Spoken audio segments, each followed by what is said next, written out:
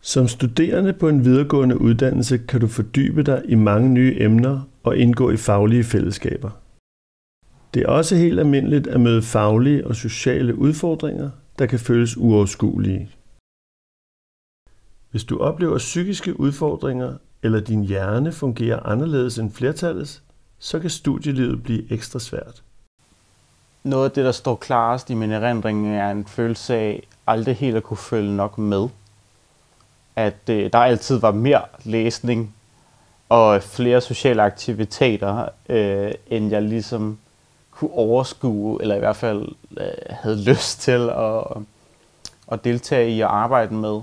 Jeg tænkte egentlig til at starte med, at jeg ikke behøvede noget støtte, fordi jeg jo i alle de år, jeg har gået i skole, levede med det uden de store problemer. Jeg har aldrig fået noget ekstra støtte eller noget.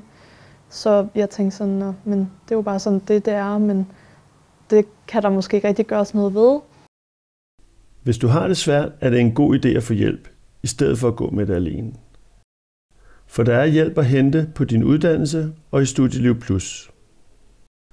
Studieliv Plus er et nyt tilbud til dig, der ønsker hjælp til at finde din egen vej gennem studiet med bæredygtige studievaner, baseret på dine unikke behov og ressourcer. Igennem de seneste 5 år har jeg fået mere selvindsigt omkring min diagnose og de udfordringer, der kommer kvæg diagnosen, og har gennem den tid, der er gået, opbygget nogle mestringsstrategier til, hvordan jeg kan fungere på et studie.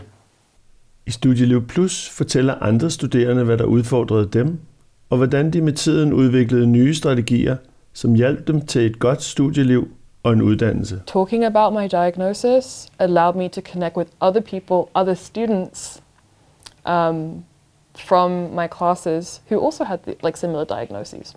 So kind of being open about it allowed me to connect with other people.